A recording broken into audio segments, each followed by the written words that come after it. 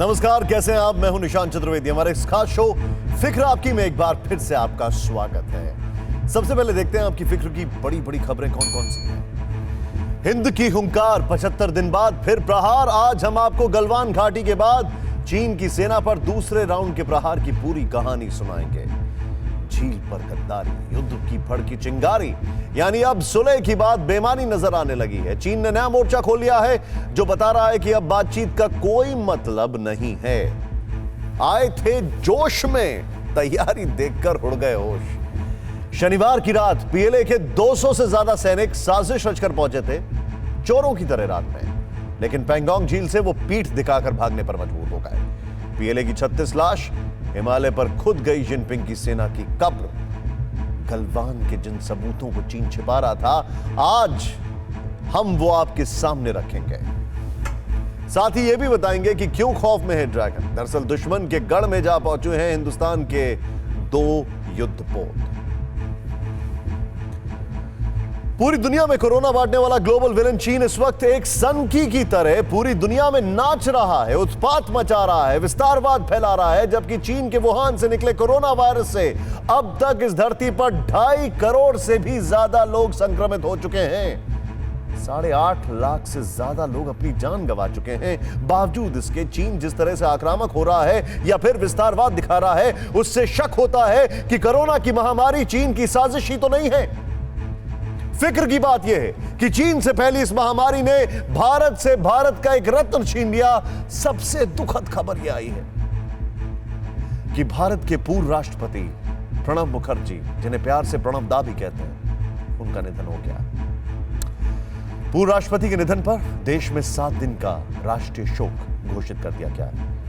वो 84 साल के थे और पिछले कुछ दिनों से बीमार चल रहे थे। 10 अगस्त को प्रणब दा ने ट्वीट कर बताया था कि वो कोरोना पॉजिटिव पाए गए, लेकिन अचानक उन्हें ब्रेन हैमरेज हुआ। फिर दिल्ली में सेना के अस्पताल में उनकी सर्जरी की गई। लेकिन आज शाम 5:46 पर अभिजीत मुखर्जी ने ट्वीट करके पिता के निधन की सूचना दी। राष्ट्रपति रामनाथ कोविंद और प्रधानमंत्री नरेंद्र मोदी समेत प्रणब दा के निधन पर सबने शोक जताया। भारत रत्न प्रणब मुखर्जी के निधन पर पूरे देश में शोक की लहर। फिक्र की दूसरी खबर, हिमालय पर्वत पर भड़की युद्ध की चिंगारी की है, जहां 75 दिन बाद चीन की गद्दारी पर भारत ने एक बार फिर वार किया है और पीएलए को पीठ दिखाकर भागने पर मजबूर कर दिया। चीन इस वक्त चारों तरफ मोर्चे खोलकर बैठा है। कहीं पर अपनी सेना की घुसपैठ करा रहा है, कहीं हथियारों की धौंस दिखा रहा है, तो कहीं पर धमका रहा है। लेकिन चीन की सेना पीपल्स लिबरेशन आर्मी की भारत ने एक बार फिर गर्दन मरोड़ी है। भारतीय सेना के शूरवीरों ने पैंगोंग झील के पास चीन की साजिश का मुंहतोड़ जवाब दिया है और बीजिंग के आदेश पर पैंगोंग लेक के पास मिलिट्री बेस बनाने के इरादे से आई पीएलए को पीठ दिखाकर भागने पर मजबूर कर दिया है। यह पूरी घटना शनिवार और रविवार की रात की है, जो बता रही है कि हमें चीन से जारी गतिरोध खत्म होने की बात भूल जाना चाहिए और चीन से आर पार का काउंटडाउन शुरू हो चुका है।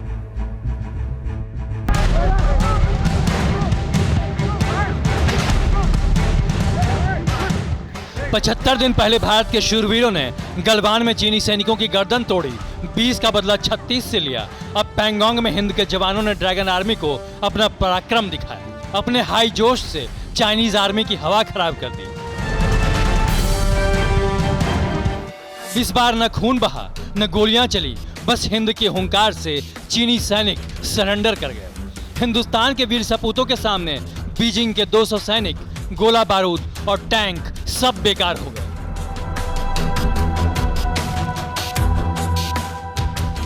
उनतीस 30 अगस्त की रात चीनी फौजियों ने कड़कड़ाती ठंड के बीच रात के अंधेरे का फायदा उठाकर लद्दाख के पैंगोंग झील के दक्षिणी किनारे पर घुसपैठ की, तो हमारे मुस्तैद सैनिकों ने उनका रास्ता रोककर मुंह तोड़ जवाब दिया, जिसके चलते चीनी सैनिकों का दुस्साहस जवाब दे गया।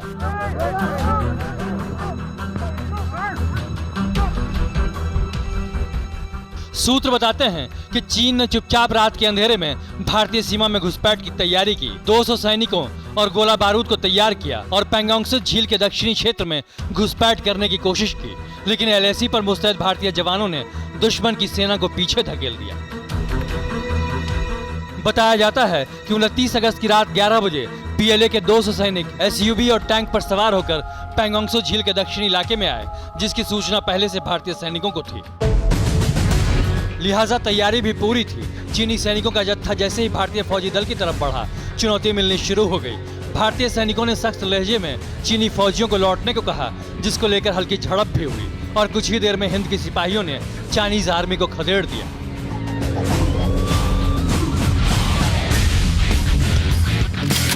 अब मैप में देखिए, पैंगोंग झील के नीचे और चुशुल के करीब यही वो जगह है जहां 29 अगस्त की रात कब्जे की नीति के तहत चीनी सैनिकों ने घुसपैठ की, जिसका हिंदुस्तानी फौजियों ने करारा जवाब दिया। कुछ ही मिनटों में सैकड़ों चीनियों को खदेड़ दिया और पैंगोंग एरिया में सैनिकों की संख्या बढ़ा दी। मतलब भारतीय सेना के अदम्य साहस के आगे चीन की पीपुल्स लिबरेशन आर्मी ने घुटने टेक दिए। 75 दिन के अंदर चीन की दूसरी चालबाजी की हिंदुस्तान ने चिंदियां उड़ा दी, लेकिन ड्रैगन कहां बाज आने वाला। पैंगोंग के दक्षिणी इलाके से पीछे हटने के बाद चीन एलएसी पर चंगदू J-20 फाइटर जेट उड़ाने लगा।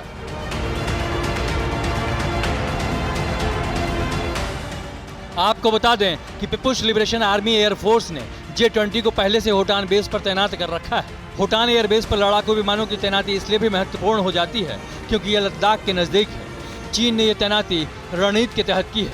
इसके अलावा नागरी बेस पर चीन के J-11 और ड्रोन विमान तैनात है। मतलब चीन के शक्ति प्रदर्शन में भी चालबाजी ही दिखती है। इसका एक और प्रमाण देखिए। जिनपिंग की सेना प्रोपेगेंडा के तहत ऐसे वीडियो जारी करती रहती है। वो दुनिया को बताना चाहती है कि ताकत के मामले में चीन के सामने किसी और की कोई बिसात नहीं, जबकि सच्चाई ये है कि 75 दिन के भीतर हिंदुस्तानी फौजियों ने 2-2 बार चीन को औकात दिखा दी। गलवान के बाद पैंगोंग के इलाके में चीनी सैनिकों को ऐसा पराक्रम दिखाया कि चाइनीज गोला बारूद के साथ 200 चीनी सैनिक भी बैरंग लौट गए।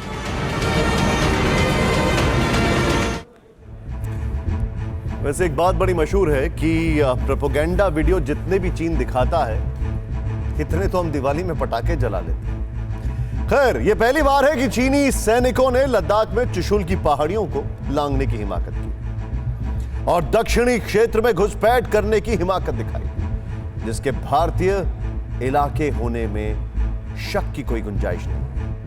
लेकिन भारतीय सैनिकों ने चीन की इस गद्दारी को कुछ ही देर में मसल दिया और फिर चुशुल में भारत और चीन के बीच सैन्य स्तर की बातचीत हुई।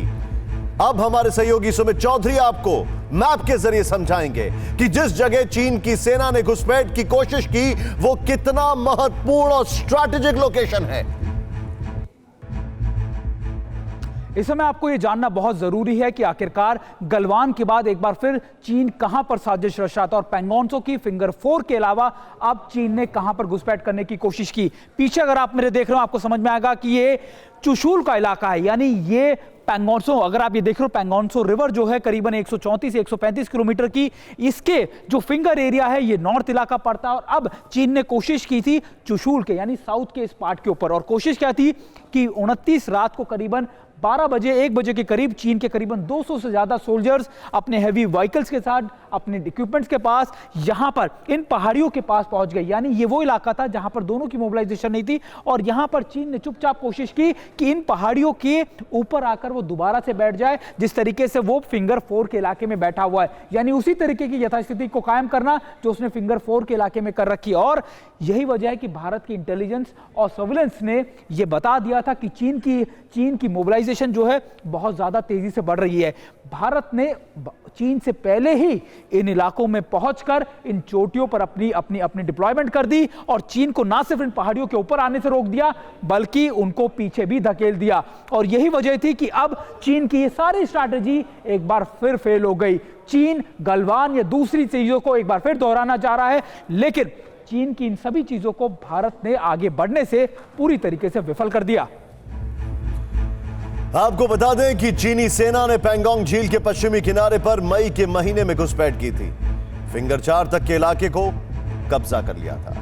यहां से चुशुल का रास्ता जाता है जो भारतीय सेना के लिए बेहद अहम है। चुशुल से ही डैम चौक, कोयल, हनले जैसे गांव का रास्ता निकलता है जहां चीनी सेना अक्सर घुसपैठ की कोशिश करती रहती है और 29 की रात में भी चीनी सैनिकों ने ऐसा ही किया। लेकिन भारत ने जब उसे पीछे हटने के बाद उसकी चाल को उजागर किया तो चीन से ठीक वैसा ही बयान आया जैसी उम्मीद की जा रही थी। चीनी विदेश मंत्रालय ने कहा कि चीनी सैनिकों ने हमेशा लाइन ऑफ एक्चुअल कंट्रोल का सख्ती से पालन किया है और कभी सीमा को पार नहीं किया। सवाल उठता है कि करीब 5 महीने से पूर्वी लद्दाख में डटा चीन आखिर चाहता क्या है। 29 अगस्त की रात जिस तरह सैकड़ों सैनिकों और टैंक के साथ ड्रैगन आर्मी ने धावा बोला, उसको लेकर फिर से सवाल उठने लगे हैं कि क्या चीन भारत से युद्ध चाहता है। लेकिन इसका सीधा सा जवाब है नहीं। चीन सिर्फ गीदड़ भपकी के बूते यानी छद्म युद्ध, जिसे गुरिल्ला वॉरफेयर भी कहते हैं, उसके जरिए विजय हासिल करना चाहता है। लेकिन इस बार हालात जुदा हैं, क्योंकि 75 दिन पहले 15 जून की रात हिंदुस्तान ने गलवान में जो उसे सबक सिखाया, उसकी टीस आज भी चीनी सरकार को बेचैन कर देती है। और लाल बादशाह गलवान के जिस सबूत को 3.5 महीने से छिपा रहे थे, TV9 भारतवर्ष उसकी एक एक तस्वीर आपको दिखा रहा है।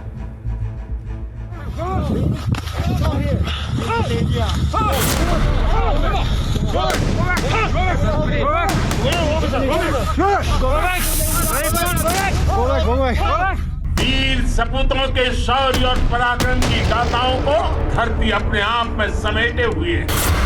लेह लद्दाख से लेकर करगिल और सियाचिन तक भारतीय सैनिकों के पराक्रम की गवाही देते हैं।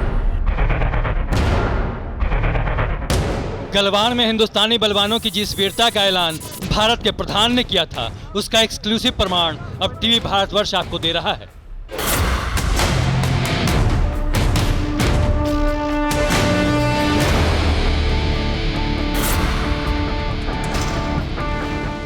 गलवान घाटी से उठाकर जिस सच को कब्र में गाड़ दिया था जहरीले जिनपिंग के दूतों ने, उसे TV9 भारतवर्ष के सबूतों ने बेनकाब कर दिया।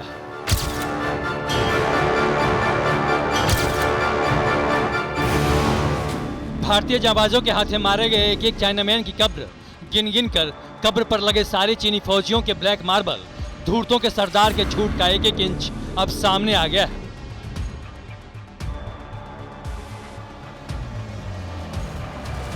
TV9 भारतवर्ष बारी बारी से मारे गए चाइनीज सैनिकों की कब्रगाह की एक्सक्लूसिव तस्वीर आपको दिखाने जा रहा है। भारतवर्ष पिछले 3 महीने से जो दावा कर रहा था, वो अब सच्चाई में तब्दील हो गया है।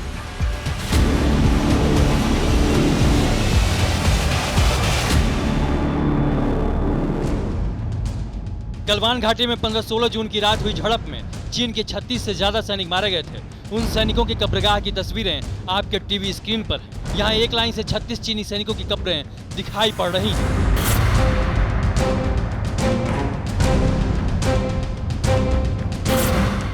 सभी की कब्र पर काला पत्थर यानी ब्लैक मार्बल लगा है और सैनिकों के बारे में पूरी जानकारी लिखी हुई है।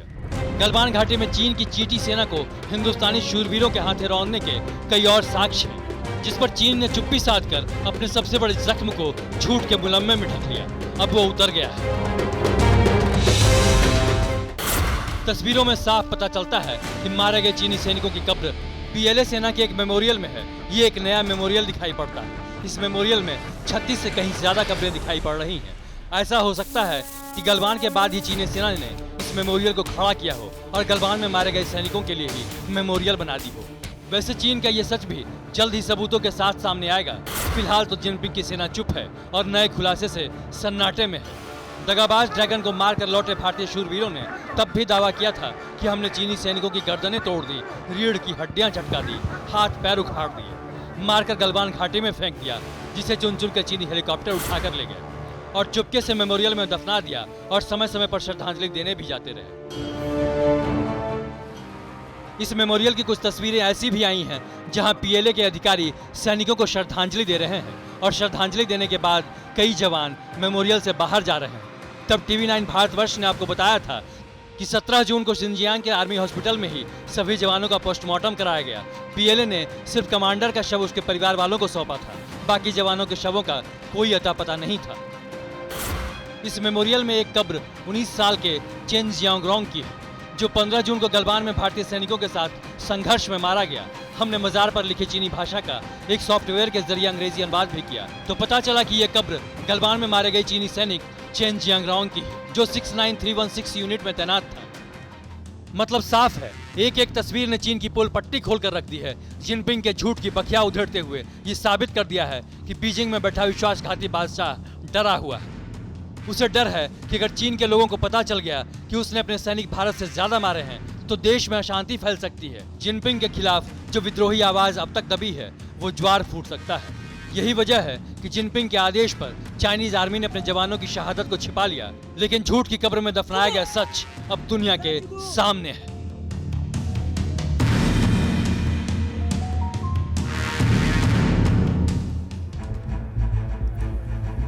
देखिए, भारतवर्ष में कोई भी किसी भी सैनिक की शहादत पर जश्न नहीं मनाता, चाहे वो दुश्मन सैनिक क्यों ना। लेकिन यह अपने आप में एक बहुत बड़ी खबर है कि जब इस मुल्क में सैनिक शहीद होता है तब सबको बताया जाता है, तिरंगे में उसका शव जाता है। लेकिन वहां पर चोरी छुपे उन्हें सुपुर्द खाक किया जाता है। वो सैनिक हैं, आतंकी नहीं। सोचने वाली बात है, चीन के लिए अपने आप में एक बहुत बड़ा सबक है। आइए अब आपको ग्राफिक्स के जरिए समझाते हैं कि कैसे गलवान में मारे गए पीएलए के जवानों की कब्र की तस्वीरों ने चीन में कोहराम मचा दिया। आइए वहां चलते हैं, मैं आपको दिखाता हूं जरा। और यह हैरान करने वाली बात है। देखिए क्या होता है कि चीन में वन चाइल्ड पॉलिसी के चलते वहां पर जितने भी परिवार अपने बच्चों को फौज में भेजना नहीं चाहते, लेकिन मजबूरी। गलवान में मारे गए चीनी फौजियों से जुड़े प्रमाणों ने चाइनीज आर्मी की चिंता बढ़ा दी है।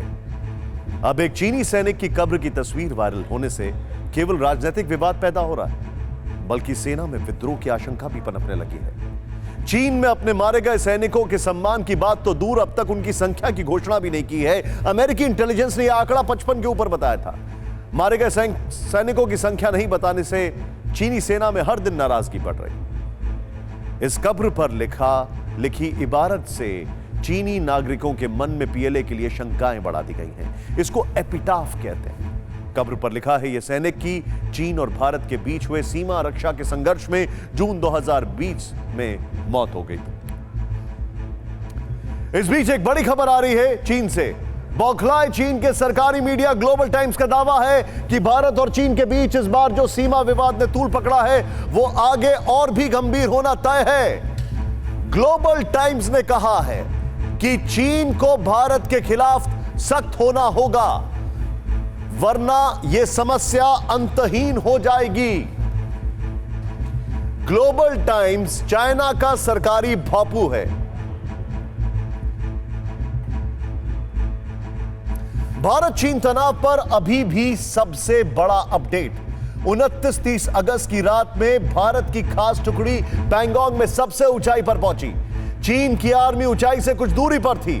भारतीय जवानों को रोकने के लिए चीन के जवानों ने कोशिश की। भारत की सेना पैंगोंग के सबसे ऊंचे इलाके में अभी भी मौजूद है। पीएलए भी इसी ऊंचाई पर आने की कोशिश में पहाड़ पर चढ़ने के लिए रस्सियां लेकर पहुंचे पीएलए के जवान।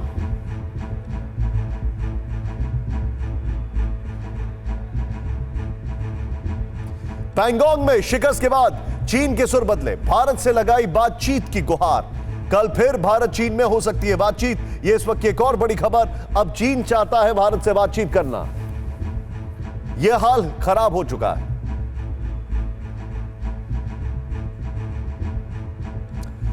वैसे आपको एक बात बताना चाहूंगा, ऐसी खबरें हैं, ऐसी बातें की जाती हैं कि अगर कान में भी शी जिनपिंग के कोई बिहार रेजिमेंट बोल दे तो वो उठ खड़े हो जाते हैं।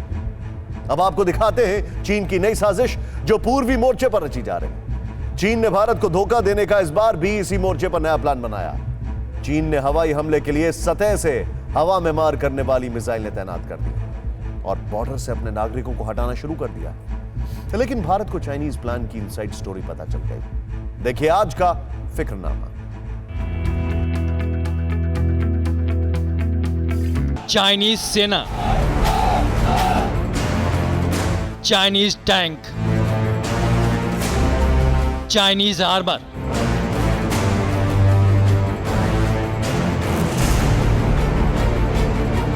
चाइनीज मिसाइल,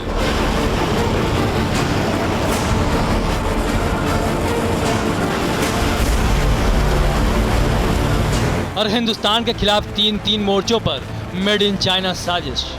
सही सुना आपने, चीन 3 मोर्चे पर एक साथ हिंदुस्तान के खिलाफ युद्ध वाली साजिश रच रहा है।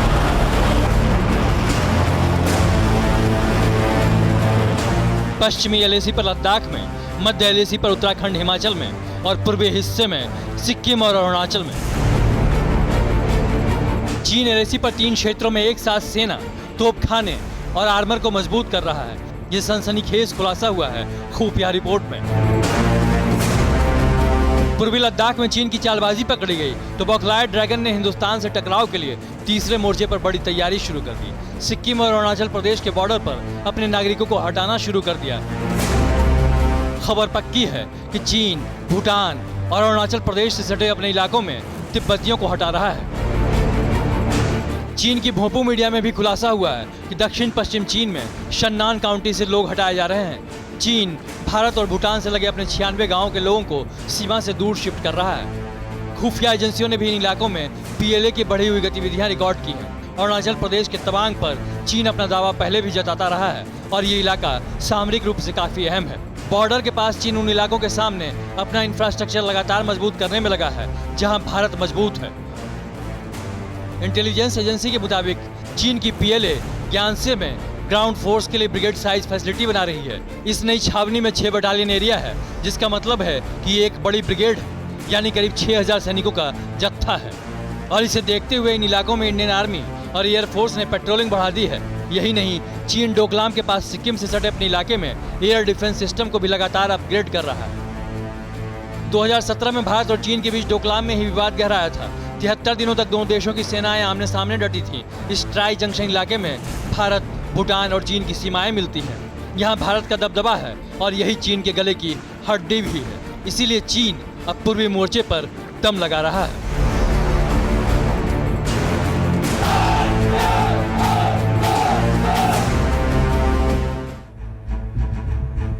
चीनी एयरफोर्स भारत से सटे समूचे बॉर्डर पर हवाई किलेबंदी को मजबूत कर रही है।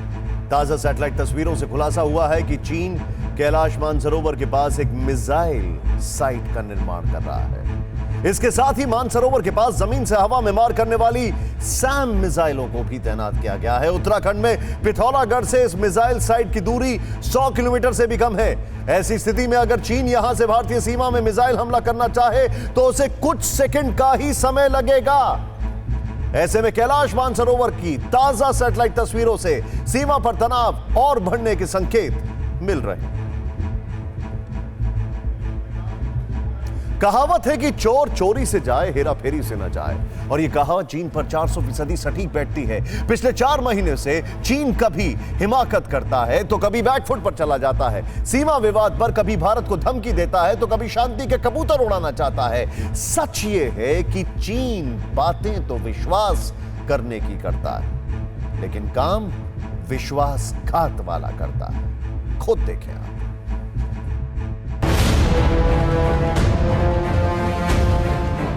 चीन का इतिहास बताता है कि वो पीछे हटता है और फिर पीठ पर वार करता है, और इस बार भी वो यही कर रहा है। पिछले 4 महीने से एलएसी पर चीन इसी छद्म नीति को अपनाए हुए है। तारीख 5 मई 2020, जगह पैंगोंग लेक, पूर्वी लद्दाख। लद्दाख में चीन की मौजूदा साजिश का पता मई के पहले हफ्ते में चला, जब गश्त के दौरान हमारे जवानों ने पैंगोंग लेक के किनारे चीनी फौजियों का जमावड़ा देखा। उन्हें वापस लौटने को कहा, लेकिन वो नहीं माने। रात भर टकराव के हालात बने रहे और सुबह तड़के झड़प भी हुई। अफसरों के दखल के बाद झड़प रुकी। 5 मई को चीन ने पूर्वी लद्दाख में हिमाकत की तो चंद रोज बाद 9 मई को सिक्किम के नाकुला में टकराव हुआ और 9 मई को ही लद्दाख में एलएसी पर अपने हेलीकॉप्टर भेजे थे, जिसके जवाब में भारत ने सुखोई 30 MKI फाइटर प्लेन का बेड़ा भेजकर चीन को सख्त संदेश दिया। जिस तरह से चीनी आक्रामकता दिखाने लगे थे, उससे सुरक्षा एजेंसियों को पता चल गया था कि चीन का मकसद एलएसी पर कुछ बड़ा करने का है। मई तक चीन ने एलएसी पर 5000 सैनिक तैनात कर दिए थे। जवाब में हमारे भी उतने ही जवानों ने मोर्चा संभाल लिया। चीन ने एलएसी के पास टैंक पहुंचाने शुरू कर दिए तो हमारी फौज ने भी टैंक और तोपें तैनात कर दी। चीन की चालबाजियों पर नजर रखने के लिए अपाचे, चिनूक और MI-17 हेलीकॉप्टर भी लगा दिए गए। मई के दूसरे हफ्ते में एयरफोर्स के C-130J, C-17, IL-76, AN-32 जैसे विमान भी मिशन में जुट गए। टैंक, तोपें और गोला बारूद पहुंचाया जाने लगा। चीन को समझ आने लगा था कि इस बार उसकी चतुराई भारी पड़ने वाली है, इसलिए उसने पीठ पर छुरा घोंपने का प्लान बनाया।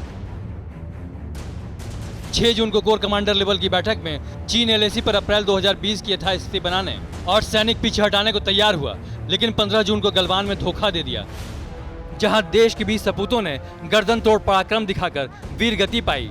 चीन के दर्जनों फौजियों की कब्र खोद दी, जिससे चीन हिल गया, लेकिन फरेबी फितरत से बाज नहीं आया। 22 जून को कोर कमांडर लेवल की फिर बैठक हुई। चीन चरणबद्ध तरीके से सैनिक हटाने को तैयार हुआ, लेकिन 30 जून तक एलएसी पर 20,000 और सैनिक तैनात कर दिए। भारत ने लगातार कोशिश जारी रखी कि चीन के साथ मसला बातचीत से हल हो जाए। मिलिट्री और डिप्लोमेटिक फ्रंट पर दोनों देशों के बीच 15 से ज्यादा बैठकें हुई, लेकिन चीन के धोखे और चालबाजी वाली फितरत के चलते कोई नतीजा नहीं निकला। बातचीत का नतीजा निकले या ना निकले, लेकिन चीन अब भी नहीं सुधरा, तो यकीन मानिए ये चीन का आखिरी युद्ध होगा, क्योंकि हिंदुस्तान इस बार ऐसी तैयारियां कर रहा है जिससे चीन दंडित भी होगा और खंडित भी। उन्हीं तैयारियों के तहत रक्षा मंत्रालय ने Pinaka multiple rocket launcher system के लिए 2580 करोड़ रुपए की डील की है। यह समझौता Tata power company limited, Larsen and Toubro और भारत अर्थ मूवर्स लिमिटेड के साथ हुआ, जिसके तहत सेना को पिनाका 6 पिनाका रेजिमेंट मिलेंगे। इसमें 2024 तक automated gun aiming and positioning system के साथ 114 लॉन्चर्स, 45 कमांड पोस्ट और 330 लॉन्च व्हीकल मिलेंगे। Pinaka multiple rocket launcher system स्वदेशी है, जो 44 सेकंड के भीतर 12 मिसाइलें दाग सकता है। पिनाका मिसाइल की मारक क्षमता 120 किलोमीटर है, जो advance navigation and control system से टारगेट पर एकदम सटीक निशाना लगाती है। हिंदुस्तान की तैयारियां देखकर चीन के होश फाख्ता हैं, क्योंकि जितनी तैयारी उसने एलएसी के उस पार कर रखी है, उससे ज्यादा तैयारी एलएसी के इस पार हिंदुस्तान ने कर रखी है। इसीलिए अपना डर छिपाने और भारत को धमकाने के लिए चीन एक के बाद एक प्रोपेगेंडा वीडियो जारी कर रहा है। एलएसी के पास फाइटर जेट उड़ा रहा है, लेकिन भारत बिना शोर किए अपनी शक्ति बढ़ाता जा रहा है और चीन को सबक पर सबक सिखाता जा रहा है। तोप से गोले दागे जा रहे हैं, एंटी एयरक्राफ्ट गनें आग उगल रही हैं, रॉकेट दागे जा रहे हैं, टैंक बारूद बरसा रहे हैं। यह चीन का एक और प्रोपेगेंडा वीडियो है, जिसमें यह जंगी रिहर्सल दिखाने का मकसद चीन की सेना को सबसे ताकतवर दिखाना है। लेकिन हिंदुस्तान भी ड्रैगन की गलतफहमी दूर करने के लिए पूरी तरह तैयार है। 29 अगस्त को पैंगोंग झील में हिमाकत का माकूल जवाब मिलने से बौखलाए चीन ने अपने चेंगडू J-20 लड़ाकू विमान लाए। मतलब पहले चोरी की और फिर सीनाजोरी करते हुए धमकाने की कोशिश की, लेकिन चीन की इस धमकी का जवाब धमाके से देने के लिए हिंदुस्तान तैयार है, क्योंकि भारत के राफेल के आगे चीन के चेंगडू J-20 कहीं नहीं ठहरता है। राफेल की टॉप स्पीड है 2222 किलोमीटर प्रति घंटा, जबकि चीनी फाइटर प्लेन J-20 की मैक्सिमम स्पीड है 2100 किलोमीटर प्रति घंटा। इसके अलावा राफेल की रेंज 3700 किलोमीटर है, जबकि J-20 की रेंज 3400 किलोमीटर है। राफेल J-20 से हल्का भी है। राफेल का वजन 24,500 किलो है, जबकि J-20 34 से 37,000 किलो तक का है।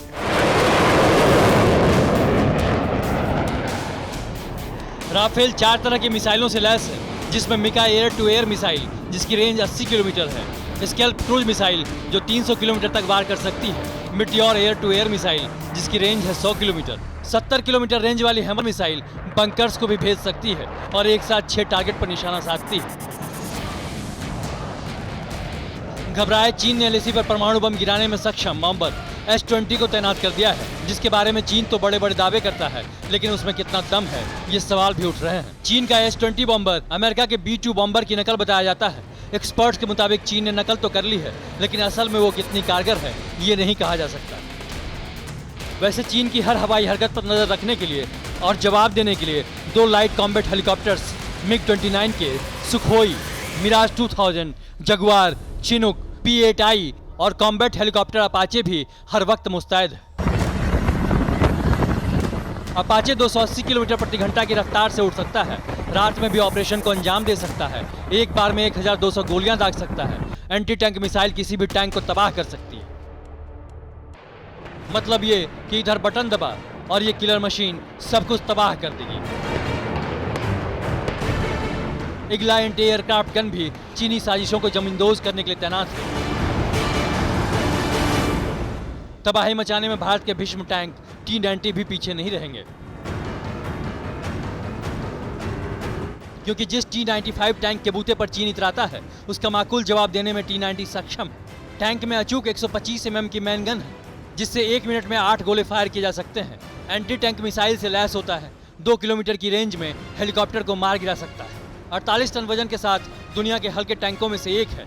72 किलोमीटर प्रति घंटा की रफ्तार से दौड़ सकता है। दिन हो या रात ऑपरेशन को अंजाम दे सकता है। भारत ने मोर्चा इतना कड़ा किया कि ड्रैगन आर्मी के हाथ पांव फूलने लगे हैं, लेकिन डर के साथ वो साजिशें भी रच रहा है। लगातार अपनी फौज बढ़ा रहा है, असलहा जुटा रहा है। इंटेलिजेंस सूत्रों के मुताबिक अक्टूबर के महीने में चीन LAC पर हमला कर सकता है, इसीलिए लद्दाख से अरुणाचल तक सेना और साजो सामान बढ़ा लिया है। इस वक्त लद्दाख के नदी नालों में पानी भरा है, जिसे चीनी सेना आसानी से पार नहीं कर सकती, इसीलिए ड्रैगन आर्मी पानी कम होने का इंतजार कर रही है। चीन के नापाक इरादों को हिंदुस्तान ने भांप लिया है, इसीलिए हथियारों में इजाफे के साथ साथ पूर्वी लद्दाख में भारत ने 30,000 अतिरिक्त पर्वत वीरों की तैनाती कर दी है, जो खून जमाने वाली सर्दी में भी चीन की चालबाजी को कामयाब नहीं होने देंगे। भारत के इन जवानों के लिए world class snow boots, gloves, कई लेयर वाली जैकेट्स, ट्राउजर्स और स्लीपिंग बैग्स का इंतजाम किया गया है। मतलब तैयारी ऐसी है कि चीन को बख्शा नहीं जाएगा। अब कोई भी हिमाकत हुई तो आर पार होकर रहेगा।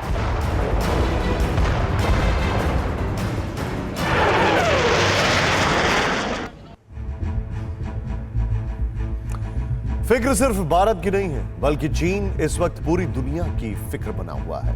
यह समझना मुश्किल है कि कोई चारों तरफ मोर्चा खोलकर कैसे बैठ सकता है, जबकि अंदर से वो खोखला। अमेरिका ने आज ताइवान को लेकर अपनी नीतियों को सार्वजनिक करने का फैसला किया, ताकि वो ताइवान को भरोसा दे सके कि अगर चीन उसके खिलाफ अपनी सेना का इस्तेमाल करता है तो अमेरिका इस द्वीप की मदद करेगा। इस बीच थाईलैंड ने भी चीन को झटका दिया है और लोगों का गुस्सा देखते हुए उसने चीन के साथ $724 मिलियन की सबमरीन डील को फिलहाल रोक दिया है। थाईलैंड ने यह 2015 में सबमरीन की डील की थी, लेकिन कोरोना ने अर्थव्यवस्था ऐसी बिगाड़ दी कि लोगों में इस डील को लेकर नाराजगी थी, गुस्सा था। इस बीच भारत भी यह दिखा रहा है कि हम सिर्फ अपनी सीमा ही नहीं बचा रहे, बल्कि दक्षिण चीन सागर में भी चीन के खिलाफ खड़े हैं और दुनिया की चिंता हमारी साझा चिंता है। आपको बता दें कि हिंद महासागर में ड्रैगन की साजिश को नाकाम करने के लिए पहली बार भारत ने अपने जंगी जहाजों को दक्षिण चीन सागर में तैनात किया है। यह वो इलाका है जहां चीन को किसी और की मौजूदगी से चिढ़ होती है, लेकिन अमेरिका के साथ कदम ताल करते हुए भारत की नौसेना साउथ चाइना सी पहुंच चुकी है, जहां से लेकर हिंद महासागर तक ड्रैगन की हर गतिविधि पर पूरी नजर रखी जाएगी।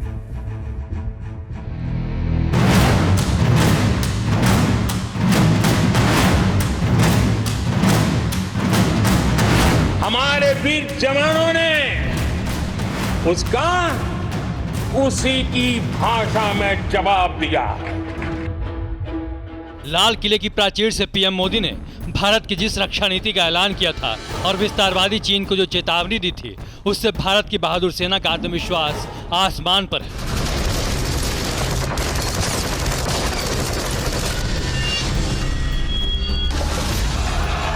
पूर्वी लद्दाख में हिंदुस्तान की सेना ने तो चीन को घेर ही रखा है। अब हिंदुस्तान की नेवी भी दक्षिण चीन सागर में चीन को घेरने के लिए निकल चुकी है।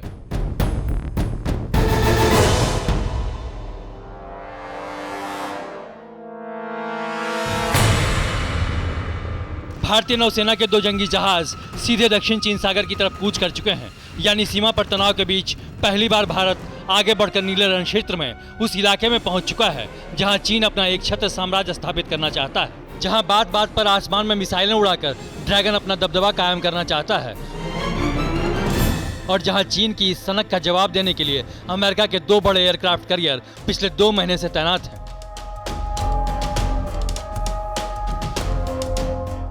रक्षा सूत्रों से खबर मिली है कि इंडियन नेवी के 2 वॉरशिप बहुत जल्द साउथ चाइना सी में अमेरिकी नेवी के जंगी जहाजों तक पहुंचने वाले हैं, जहां घातक डिस्ट्रॉयर और फ्रिगेट के बेड़े के साथ अमेरिका के 2 एयरक्राफ्ट कैरियर चीन की दादागिरी पर नजर रख रहे हैं।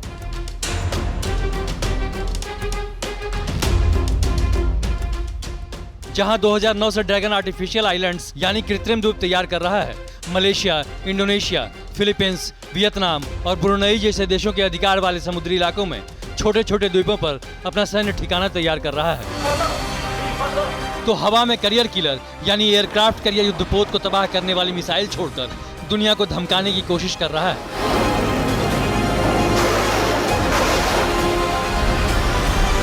रक्षा सूत्रों से मिली खबर के मुताबिक चीन की बौखलाहट बढ़ती जा रही है, क्योंकि गलवान की घटना के बाद से ही भारतीय नौसेना ने हिंद महासागर में चीन के ट्रेड रूट पर छोटे छोटे जहाजों को तैनात कर रखा है।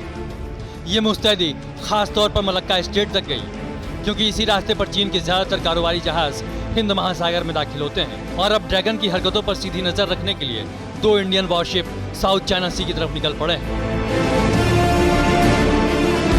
सूत्रों का कहना है कि भारत और चीन के बीच राजनयिक स्तर की बातचीत के दौरान भी चीन ने दक्षिण चीन सागर में भारतीय युद्धपोतों की तैनाती का मसला उठाया था।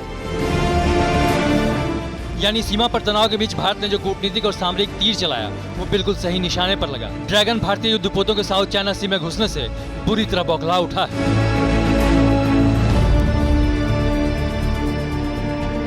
जब ये गलवान का की एपिसोड हुआ था, उसके बाद में इंडिया ने शुरू से ही कुछ ऑटोनॉमस सिस्टम्स डिप्लॉय कर दिए थे और चाइना को इससे काफ़ी क्षति होने वाली है अगर कुछ भी वो एडवेंचर करता है। हिंद महासागर से लेकर प्रशांत महासागर तक भारत के इस ऑपरेशन को लंबे समय तक गुप्त रखा गया। इस दौरान अमेरिकी नौसेना भारतीय नेवी को समंदर में ड्रैगन की एक एक हरकत की जानकारी मुहैया कराती रही। साउथ चाइना सी में आगे बढ़कर अपने युद्धपोतों की तैनाती कर भारत ने ड्रैगन को यह जता दिया कि वो चीन के सबसे अहम सामरिक मोर्चे पर भी उसे चुनौती देने के लिए तैयार है। इस पहल से भारत ड्रैगन के किसी भी दुस्साहस को हिंद महासागर तक पहुंचने से पहले ही नेस्तनाबूद करने में कामयाब रहेगा। उधर अमेरिका ने भी चीन को करारा जवाब देने का मन बना लिया है। समंदर में बार बार करियर किलर मिसाइल उड़ाने वाले ड्रैगन की नकेल कसने के लिए अमेरिकी रक्षा मंत्री मार्क एस्पर ने अपनी नौसेना को अलर्ट कर दिया है। जंग छेड़ने पर आमादा ड्रैगन का दम निकालने के लिए मार्क एस्पर ने अमेरिकी परमाणु शस्त्रागार को और दुरुस्त करने और हालात से निपटने के लिए तैयार रहने के संकेत दिए हैं। जैसे साम्यवादी चीन अपने परमाणु भंडार को दोगुना करने की कोशिश कर रहा है, हमारे लिए भी परमाणु शक्ति के आधुनिकीकरण के साथ साथ हिंद प्रशांत महासागर को स्वतंत्र और खुला रखने की हर तैयारी जरूरी हो गई है। चाइना ने इस इलाके के अंदर जो पहले उसके पास में न्यूक्लियर आर्सेनल था, उसको ऑलरेडी वो डबल कर चुका है। तो उसकी ओर अभी अमेरिका ने भी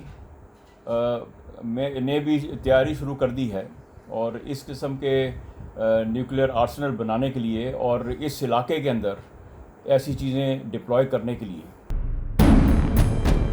अमेरिका के साथ साथ अब भारत ने भी चीन के खिलाफ आर पार का रण खोल दिया है। महासागर में हिंदुस्तान की नेवी की गर्जना सुनकर ड्रैगन के पसीने छूट रहे हैं। आसमान में इंडियन एयरफोर्स की गगन गर्जना सुनकर ड्रैगन सेना के होश उड़ गए हैं। तो थल सेना की कदमताल और हिमालय पर गूंज रही तोपों की धमक से चीन बौखलाया हुआ है।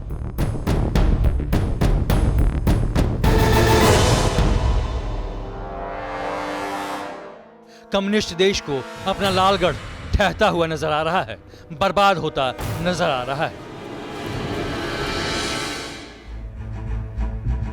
अब आपको बताते हैं कि ड्रैगन का किला इतना खाली और खोखला हो चुका है कि उसे ड्रैगन के नाम पर खुद ही खौफ खाना चाहिए। चीन का यह राष्ट्रीय प्रतीक फन और फुफकार दिखाता है, लेकिन चीन इस वक्त चारों ओर से पिट रहा है। वो दक्षिण चीन सागर में दुनिया से पिट रहा है, तो वास्तविक नियंत्रण रेखा पर हिंदुस्तान से दूसरी बार पिट गया है। और अब खबर वो जो बताती है कि चीन अब टिड्डियों से भी पिट रहा है। टिड्डियों ने जब भारत पर हमला किया था तब चीन ने खुशियां मनाई थी, लेकिन अब टिड्डियों का खुद चीन पर ऐसा कहर टूटा है कि चीन के राष्ट्रपति शी जिनपिंग को बुरे सपने आने लगे हैं कि कहीं सबसे बड़ी आबादी वाले देश में भूखे मरने और अकाल की नौबत ना आ जाए।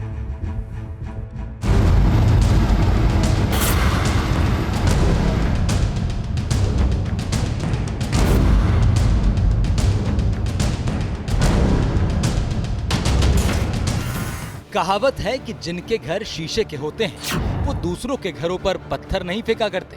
लेकिन चीन ने यही गलती की है और कुदरत ने उसे उसका अंजाम दिखा दिया, जो इस वक्त आपकी टीवी स्क्रीन पर है।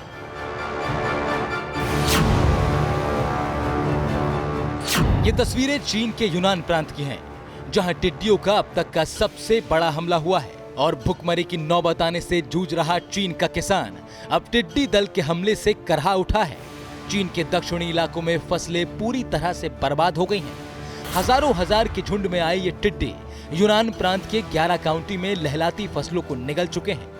एक एक दिन में ये टिड्डी दल 70-70 किलोमीटर के दायरे में फसलों को तबाह कर रहा है।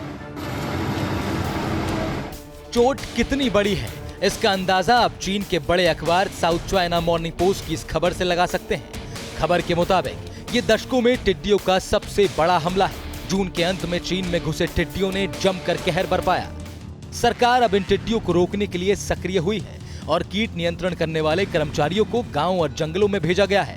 कीटनाशक के छिड़काव के लिए ड्रोन्स का भी सहारा लिया जा रहा है।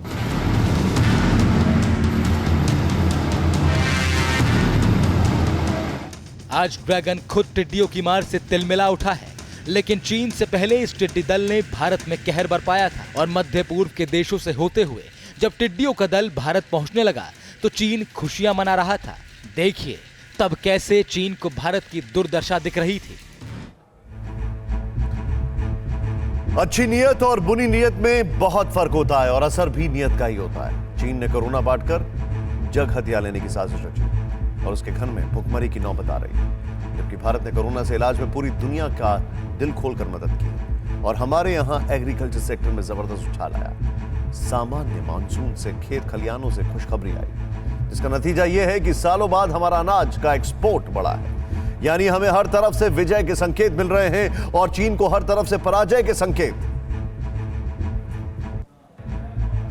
और अब देखते हैं फिक्र हेडलाइंस। पैंगोंग इलाके में घुसपैठ कर रहे 200 चीनी सैनिकों को भारत ने खदेड़ा। चीन ने फिर बोला झूठ, कहा भारत ने किया एलएसी का उल्लंघन। श्रीनगर ले हाईवे किया गया बंद। पैंगोंग में झड़प पर कांग्रेस का बयान, मोदी की लाल आंख कब दिखेगी। संबित बोले जब तक मोदी सरकार है कोई नहीं कर सकता घुसपैठ। गलवान में मारे गए 36 चीनी सैनिकों की कब्र वाली तस्वीरें आई सामने। टीवी9 भारतवर्ष ने हासिल किए सबूत, जिनपिंग सरकार के झूठ से पीएलए में बगावत। भारत रत्न पूर्व राष्ट्रपति प्रणब मुखर्जी नहीं रहे। 84 साल की उम्र में दिल्ली के आर्मी अस्पताल में हुआ निधन। सियासी गलियारों में शोक की लहर। देश की अर्थव्यवस्था को बड़ा झटका, पहली तिमाही में विकास दर में ऐतिहासिक गिरावट। 23.9% गिरी जीडीपी, कोर सेक्टरों का उत्पादन भी होगा। प्रशांत भूषण सुप्रीम कोर्ट के कहने पर ₹1 का जुर्माना भरने को तैयार, नहीं भरने पर 3 महीने की जेल, 3 साल तक प्रैक्टिस पर रोक की सुनाई थी सजा।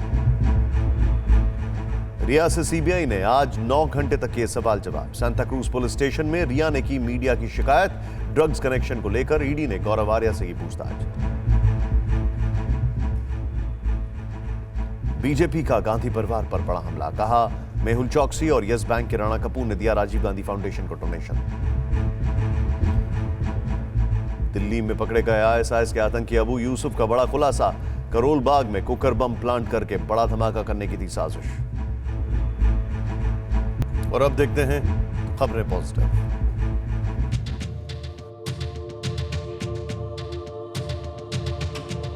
केंद्रीय गृह मंत्री अमित शाह पूरी तरह स्वस्थ हो गए हैं, जिसके बाद उन्हें अस्पताल से छुट्टी दे दी गई है।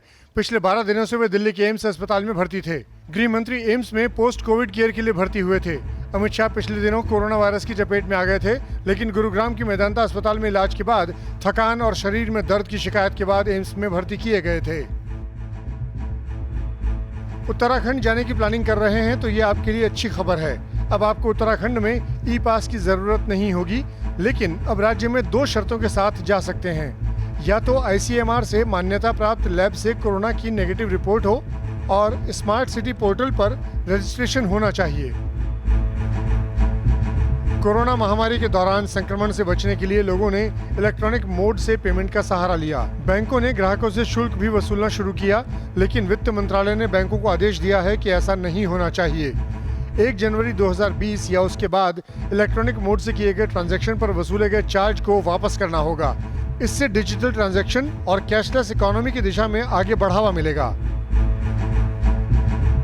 भारत ने चीन को एक बार फिर से आर्थिक चोट पहुंचाई है। धर्मनगरी कुरुक्षेत्र में 200 करोड़ की लागत से ग्लोरी ऑफ कुरुक्षेत्र नाम से इस्कॉन का भव्य कृष्ण अर्जुन मंदिर बन रहा है, जिसके रथ में लगने वाले 34 फीट ऊंचे मार्बल के घोड़े बनाने का ऑर्डर पहले चीन के पास था, लेकिन देश में बॉयकॉट चाइना लहर के चलते इस्कॉन मंदिर के अधिकारियों ने इसे रद्द कर दिया है। अब मार्बल के इन घोड़ों को बनाने का कॉन्ट्रैक्ट इंडोनेशिया को दिया गया है। और अब देखते हैं जो है सो।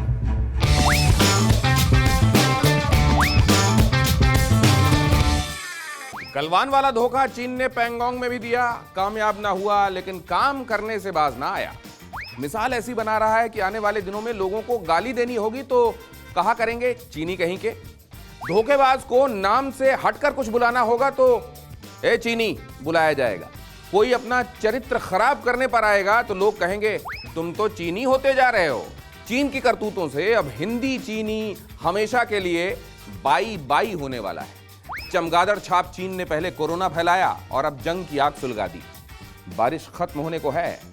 ड्रैगन नाम की चींटी के पर उगाए हैं। जिनपिंग बाबू को पता नहीं दुनिया जीतना न तो टिकटॉक का वीडियो है और ना ही पबजी की लड़ाई। बाकी तो जो है सो है।